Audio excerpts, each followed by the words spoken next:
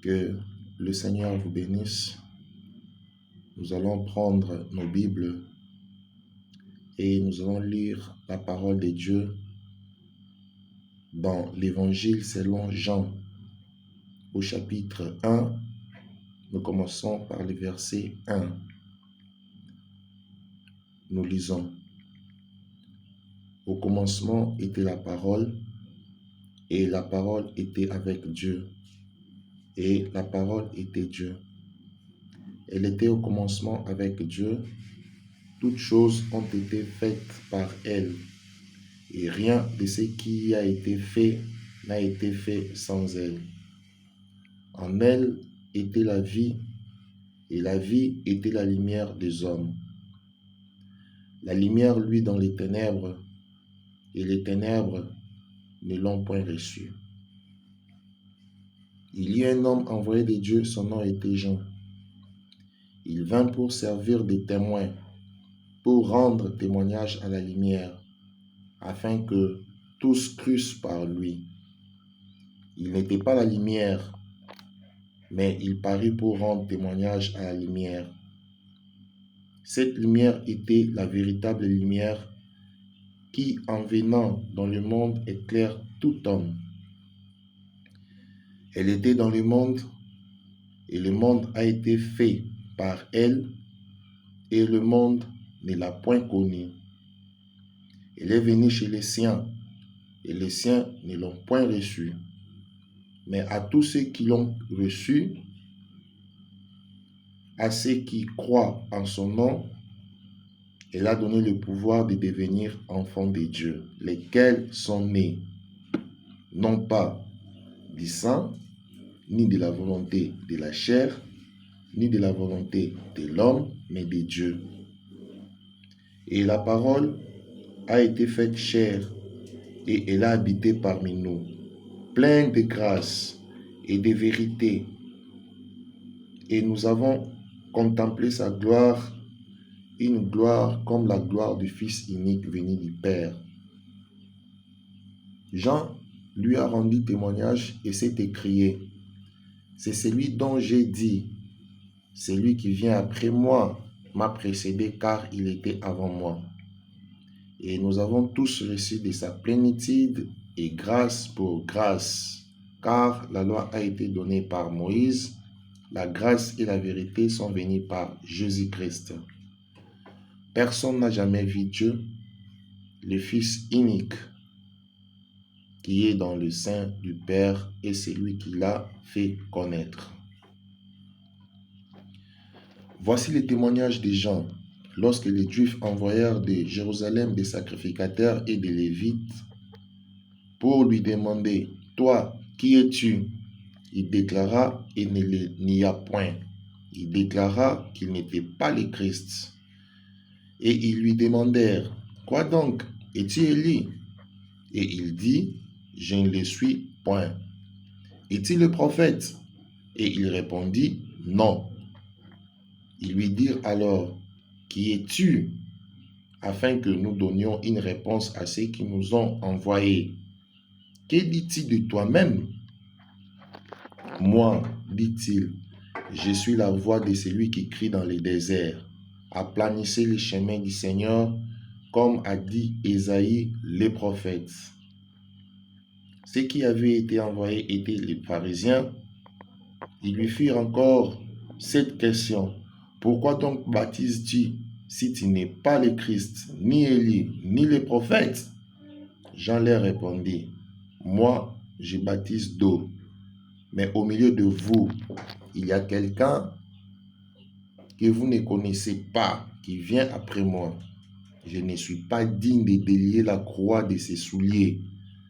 Ces choses se passèrent à Béthanie, au-delà du Jourdain, où Jean baptisait.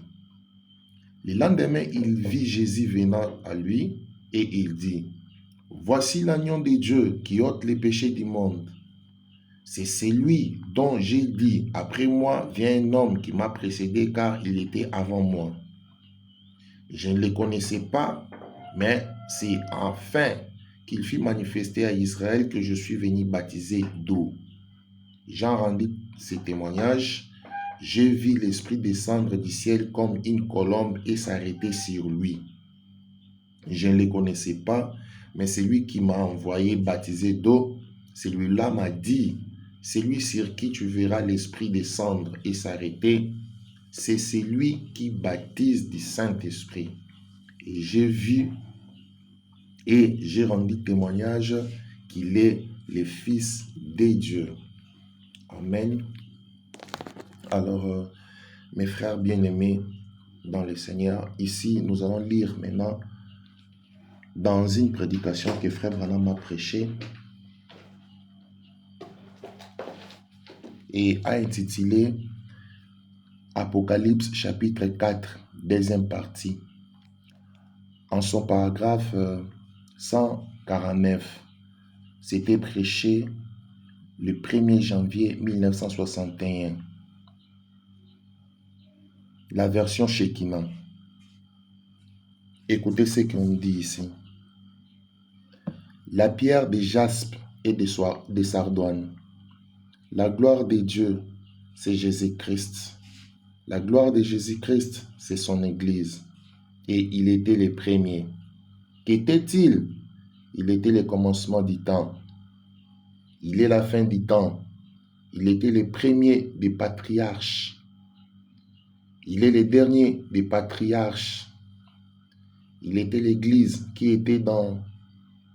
Il était l'Esprit qui était dans l'Église d'Éphèse. Il est l'Esprit qui est dans l'Église de Laodicée. Il est le premier et le dernier. De A à Z. Le premier, le dernier, c'est lui qui était et qui vient. La racine et les rejetons de David. L'étoile du matin, les lys de la vallée, la rose de Saron. Oh, il y a dans la Bible 400 et quelques titres qui lui sont attribués. Pensez-y donc. Ce qu'il était, et pourtant, il était humble, Seigneur Jésus, qui naquit dans une crèche à louange de Dieu. 150. Prenez garde à tout ce qui est humble, car c'est ce qui est juste. Tout ce qui est grand et prétentieux, n'y prêtez donc pas attention. Vous voyez, c'est beaucoup de vent, mais ce n'est rien du tout. Très bien. Alors, ici, nous allons essayer un peu de lire quelques noms de Dieu et donner des références selon la Bible. On nous dit, la Bible présente Dieu sous de nombreux noms et titres, chacun mettant en lumière une dimension spécifique de son caractère, de sa puissance et de ses attributs.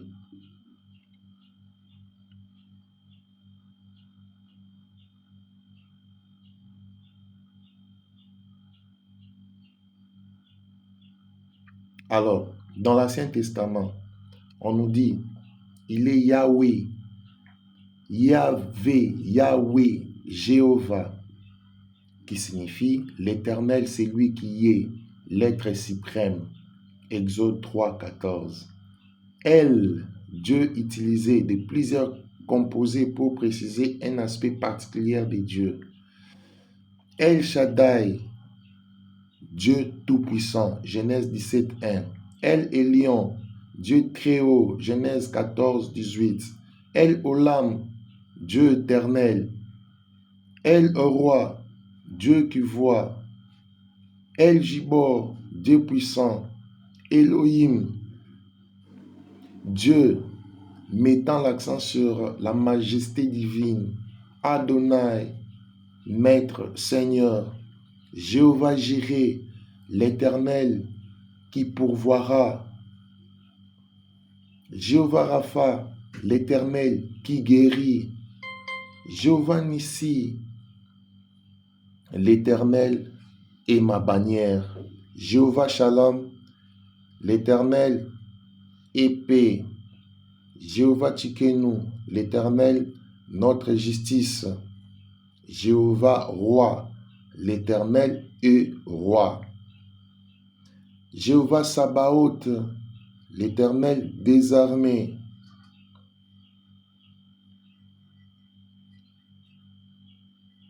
El des hautes, Dieu de la connaissance. Le Saint d'Israël, un titre soulignant la sainteté et la séparation de Dieu pour Israël. Roi d'Israël, le Créateur, le Rédempteur. Allons un peu dans le Nouveau Testament. On nous dit ici, il est Abba, Père, un terme d'intimité, de relation filiale utilisée par Jésus et le croyant. Marc 14, 36. Seigneur, Kyrios, titre souveraineté et de divinité souvent utilisés dans le Nouveau Testament. Matthieu 28, 8. Dieu Tout-Puissant, le Très-Haut, le Père Céleste, le bon berger.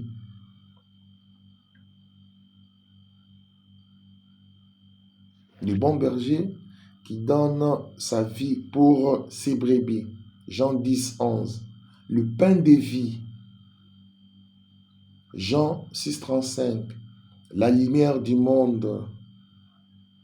Jésus comme la lumière qui éclaire le monde. Le Sauveur. Jésus est celui qui sauve.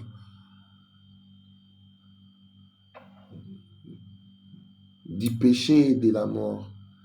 L'alpha et l'oméga. Celui qui est le commencement et la fin, signifiant l'éternité de Dieu. Apocalypse 22, 13. Il est le Verbe, Jésus comme la parole divine faite chair. C'est là où nous venons de lire Jean 1, 1 à 14. L'agneau de Dieu, Jésus, le sacrifice pour les péchés du monde. Jean 1, 29. Le roi des rois, les titres de souveraineté suprême attribués à Jésus. Le prince de la paix, Ésaïe 9, 6. Le médiateur, Jésus comme celui qui réconcilie les hommes avec Dieu, 1 Timothée 2, 5. Le Seigneur du Seigneur, titre de souveraineté absolue. Jésus-Christ, le Messie, loin de Dieu, envoyé pour la rédemption de l'humanité. Matthieu 16, 16. L'étoile du matin, là nous venons de lire dans la prédication que Frère Branham avait intitulée Apocalypse chapitre 4. Dans la Bible, c'est écrit dans l'Apocalypse 22, 16. Nous avons d'autres titres. Les consolateurs, le Saint-Esprit envoyé pour consoler et guider les croyants. Jean 14, 26. L'omnipotent, c'est lui qui a toute puissance. Apocalypse 19, 6. L'omniscient, c'est lui qui connaît toutes choses avant son commencement. 1 Jean 3, 20. L'omniprésent, c'est lui qui est présent partout. Psaume 139, 7 à 12. Les juges justes, c'est lui qui jugera tous les hommes. De Timothée 4, 8. Alors, je pense que nous allons bien développer pour savoir comment nous avons intérêt de nous rapprocher plus près de Dieu, car en dehors de lui, nous sommes foutus. Nous n'avons rien de bon en nous. Alors, nous vous remercions beaucoup pour aujourd'hui. Que le Seigneur vous bénisse. Restez branchés parce que dans peu de temps, d'ici là, nous allons vous mettre les prédications, le serment du prophète Branham et les exhortations, quelques exhortations que nous allons partager ensemble avec vous. Je sais que le diable vous dira, on n'a pas assez de temps, mais si tu peux les faire pour ton Dieu, Dieu te bénira. Parce que quelque part dans la prédication, l'agneau et la colombe, prêché en 1957, en son paragraphe 7, Frère Branham dit, un chrétien véritable lit sa Bible. Au lever, il peut lire un chapitre. Et il dit, ça ne prend même pas beaucoup de temps. Au coucher aussi, un chapitre. Tout cela pourquoi? Parce que le Saint-Esprit se nourrit de la parole de Dieu. Alors, mes chers bien-aimés, restons connectés sur cette nouvelle chaîne que nous avons créée c'est pour les exhortations, le partage de la parole de Dieu, parce qu'en dehors de la parole de Dieu, nous ne valons à rien du tout. Que le Seigneur vous bénisse chez vous. Shalom.